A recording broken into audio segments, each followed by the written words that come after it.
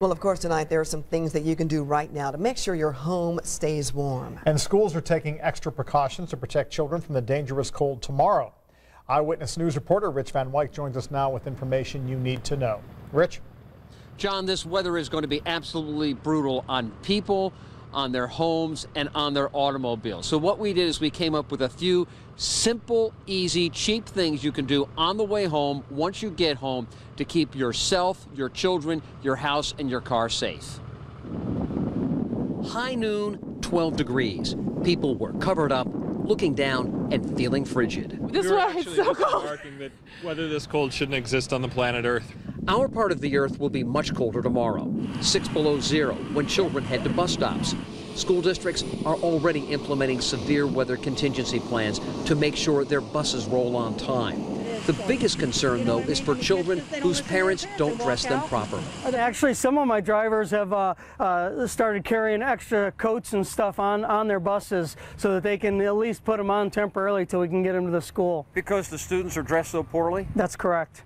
The near record-setting cold will be brutal on both people and their machines. Yeah, if I can show you what I'm talking about as far as checking the A mechanic for 40 years, Dan Ty, knows the three biggest cold weather calamities. probably batteries, antifreeze, coolant, level protection, and fuel system. Ditch the dying battery before it's stone cold dead. Have an auto parts store check the antifreeze or buy a cheap tester. Honestly, if you have protection level to 10 or 15 below, that's, even here in Indiana, that's usually good enough. And filling up the tank will help prevent the fuel line from freezing. Larry Wright's job is to keep furnaces running and people from freezing at home. Lack of maintenance is probably one of the #1 problems. Dirty furnace filters are among the biggest problems, and they are the cheapest and easiest to fix. A filthy filter makes the furnace work longer and harder.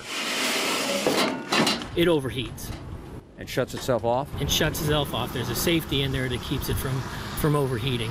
Filters that don't look all that dirty deserve a second look. You can see how clean and dirty those filters do look when you put them up to a light. As far as traveling is concerned, very difficult. In these sub-zero temperatures, the chemicals, the ice, the salt, they don't work very well. Bridges and pavement are going to be slick. As of last count, 52 counties have travel advisories or watches in effect.